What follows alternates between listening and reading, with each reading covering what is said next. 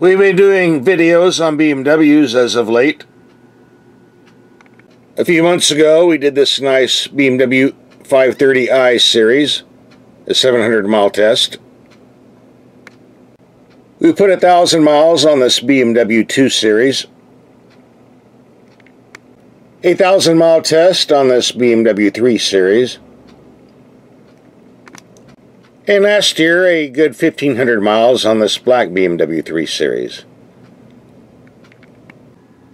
So I think it's time we do another BMW test. Okay, I'm checking my mailbox this morning, and not only do I have my morning paper, I have a set of keys for a BMW, which means someone did a car delivery.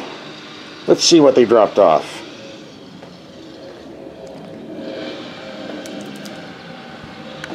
Oh my. A nice bright red BMW X4. And not just any X4, the M40i X4. There's something about a nice bright red BMW that lights up your driveway. So I'm going to go inside, I'm going to call work and tell them I'm taking the week off, because I'm going to be too busy driving this. So stay tuned. Before we take a close look at the car, it might be a good idea to tell you the price of admission on this vehicle. If you're picking up a 2017 model on the dealer, the base price will be starting at $45,200 for the 4-cylinder 240 horsepower version, or $57,800 for the inline-6 turbo version like we have here. When you go to the BMW dealer, the only difference between the 2017 X4 and the 2018 X4 is approximately $2,000 price increase, but they do give you a rear view camera standard equipment now instead of optional on the 2018s. Other than that, all the specs in this video apply to both the 2017 and 2018 models. And speaking of options, this is a German car. They do tack on the extras, so here are some items you can expect to find on the window sticker. Metallic paint, $500. Cold weather package, $950. Light package, $1,900. Driver assist package, $1,700. A technical pack for $2,750. $950 if you want the bigger wheels. Rear camera, $400 on the 2017 models. Heated seats, $500. Navigation system, $1,950. Wireless charger, $400. On and on. I think we were getting off easy at $67,495 myself. And if you can afford the price tag, you won't be complaining about the 19 mpg city and 26 mpg on the highway as far as fuel economy. The inline turbo 6-cylinder that comes with the M40i package puts out 355 horsepower or 343 pounds-feet of torque at a low 1,350 RPM. It's hooked to an 8-speed automatic transmission, which has a sport mode for more brisk driving, an economy mode, which we will be ignoring, and for those who like to manually shift for yourself, paddle shifters on the steering wheel. If you watch my videos, you know one of the first things we do before we take a car out and drive it is test the headlights to see how they perform. And we're going to take it out and do this right now. It's dark enough. Let's take these headlights out and see how they perform. Here we have the low beams on a wall 100 feet away. Interesting how the lights are very high in the middle and level off low to the sides. Now we go to the high beam setting. Pretty potent, I would say. Here we have the brights on a building 300 feet away, plenty of light. In fact, excellent light. Go down to low beams, just barely reaches out, but bright enough, no complaints. Out on backcountry roads, you can see how well these lights work on high beam. It's sliding up objects up to a half mile away. Even on low beam, the illumination's pretty good. even though it's probably end up being blurred on the camera.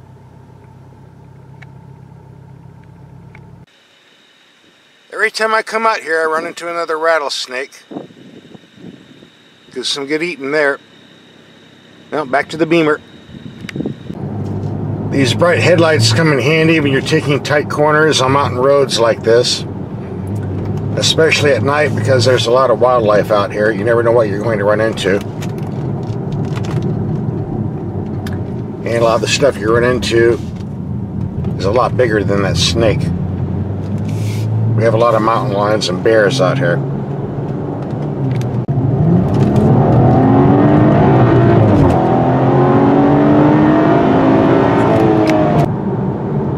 So enough of the night driving, let's get back to the daylight test. This is marketed by BMW as a sport activity vehicle. This means on the bottom half of the vehicle, it's an SUV with high ground clearance for going off-road, all-wheel drive for traction, and the weight that goes with it. And on the top half, we get a car body with the limited rear space that goes along with it. So if you don't have the lightweight of a typical motor car or the utility storage of a typical SUV, it means basically you have the disadvantages of both designs without the advantages of either. Or in other words, a vehicle that really doesn't make any sense. So how can BMW sell so many of these impractical vehicles? Very simple, because there are a lot of people like me that like vehicles like this. To begin with, I love the styling of the BMW cars. So that's why I have to have the BMW car body. Number two, the X4 is a bit heavier than your typical passenger car, but with this turbo 6-cylinder engine, it's not an issue. You just press the gas, it's pinning you to the seat, and you're moving.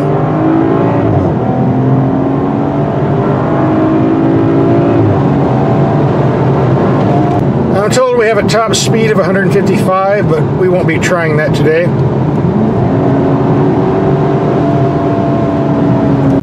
In spite of its tall ride height, the X4 does pretty good when taking corners thanks to its even weight distribution, its all-wheel drive traction, and those extra wide tires. No, it's not as quick as the BMW M3, M4 cars, but it does hold its own.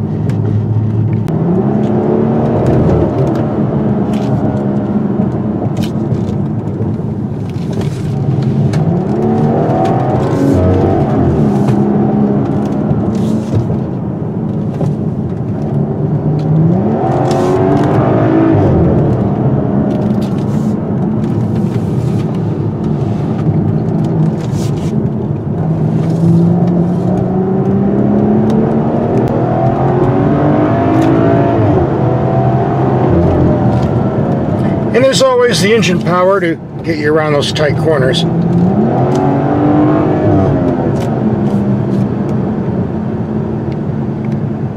And when the pavement ends,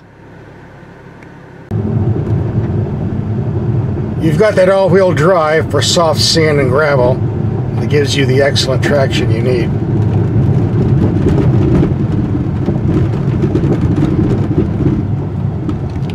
For more serious off-roading, the X4 does have good ground clearance, so you don't bump into those nasty rocks or go into those deep dips.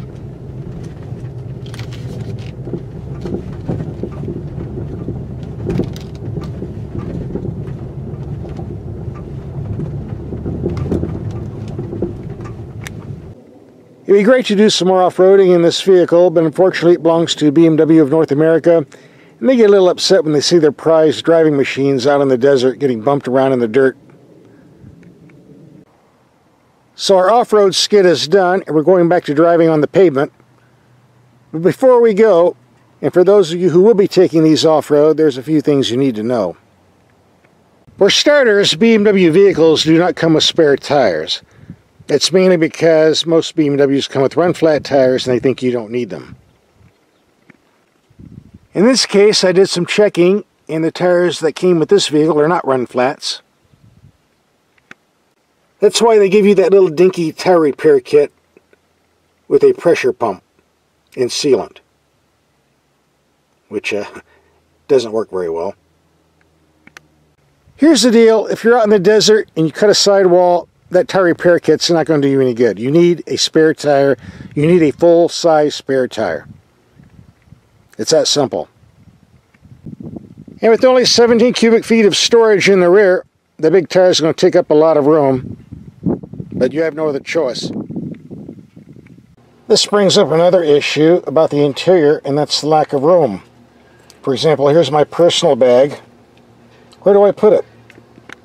If you're sitting in the back seats, all you've got are these skimpy fishnets, which don't work for much of anything. Or a small container in the door. You don't want to leave things there if you're parked. They'll get stolen. About the only thing you're going to fit in the center console are maybe a couple of pet goldfish. Well, maybe a couple of big ones. And there's not much room in this small glove box. Without the owner's manuals, you might barely squeeze your small bag in, but that's the end of the room, folks. But it's like we mentioned earlier, when you put a car body on a sport utility frame, there just isn't that much utility. It's for style and looks only. For what it's worth, if you have anything of extreme value, you can always put it underneath this lid where the tire repair kit is, which is better than nothing. Since we're looking at the interior, I can tell you that BMW, as usual, has the most comfortable seats on the planet. And this brown leather smells like real leather too, not like plastic on other vehicles. A very simple climate control system. A couple of knobs, a few buttons, the way it should be.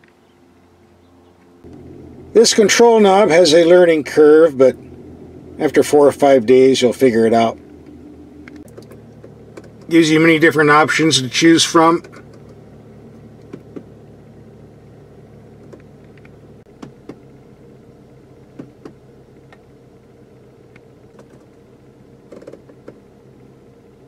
Nice camera system.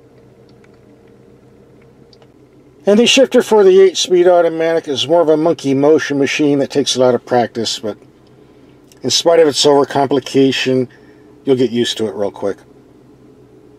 The only real gripe I had with the BMW interior is the same gripe I have with most BMWs in general. In fact, most German cars in general. They seem to have this very annoying, what I call the dirt shelf, underneath the door right here, which collects dirt, sand, mud, snow, and gets on your pants when you step out.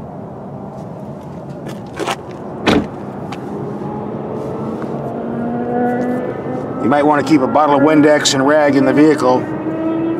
Keep this clean, or your pants will do the job for you. So far we've put around 170 miles of very brisk driving, taking corners, accelerating, going up and down hills, etc. So 19.7 mpg is not too bad. We'll see if we can do better down the road. This takes super premium fuel, but that shouldn't surprise anybody, right? $30 for half a tank. This is getting expensive, my. This 6-cylinder engine is great if you're going to be doing a lot of passing.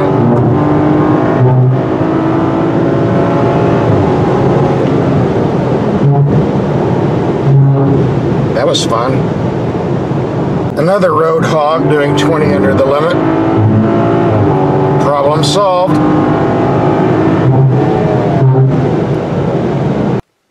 We have to make a pit stop so we can say hello to our buddy, as we always do when we come down this road. Where is he? Freddy the Frog. Say goodbye, Freddy.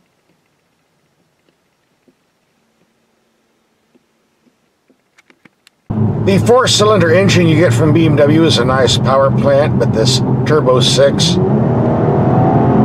is far, far better. After you've driven this, it's hard to go back to the 4.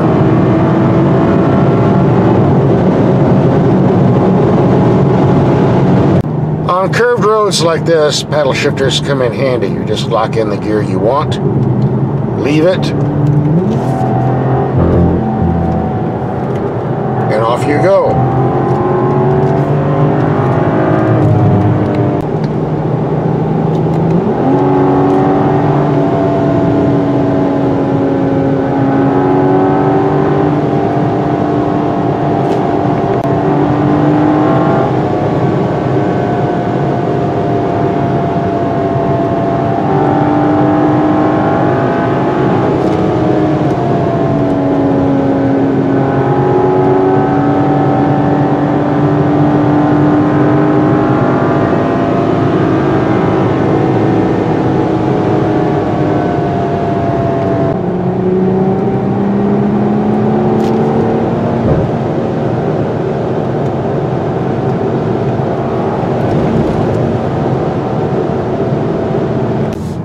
As long as you keep the speed under 40 miles per hour, the X4 handles about as good as the standard BMW passenger cars. At quicker speeds, the taller ride height of the X4 does require more driving skills to handle the vehicle. Nothing serious, just takes a bit of practice.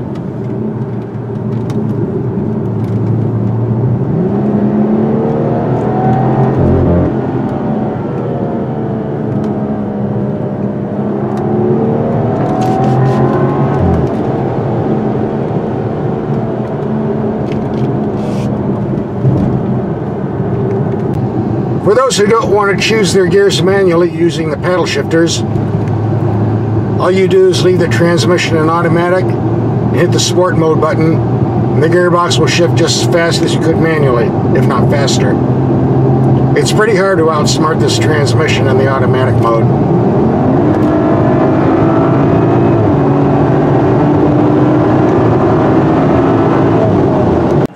I've been running these brakes super hard for the past 150 miles and not a hint of fade. Excellent, excellent braking system, but then that's what we're paying for, right? Just a note on these tires. BMW says that these Michelin Pilot Super Sports are run flats. But I took it to the Michelin dealer and they said yes, they do make Michelin Pilot Sports and run flats, but not in this size.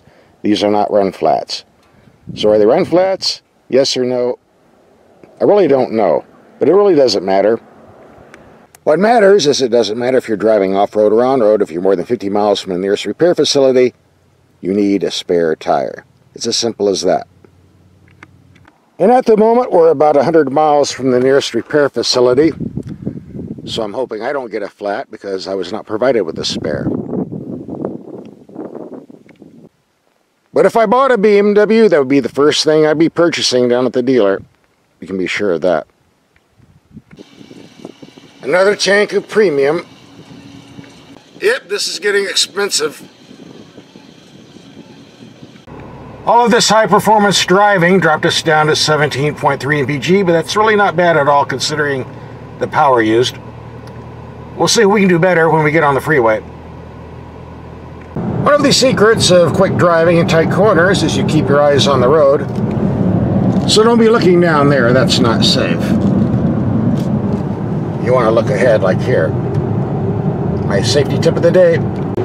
We're going to reset the mileage computer and do some driving on the interstate to see if we can boost the fuel economy figures. So stay tuned. Okay, here we go. Interstate cruising, 26.6 mpg. I think that's the best we're going to see off this rig. Our goal was to run 700 miles in 7 days. I see we're getting there, so it's time to wrap up this test. So here's my take on the BMW X4. Instead of debating whether it's really an SUV or a car, or calling it a sport activity vehicle, why don't we just call it what it is, a vehicle that can do just about everything. You want a smooth, quiet, everyday car for picking up the kids and getting groceries and commuting? No problem here. You want a back road mountain cruiser that can take corners like a champ?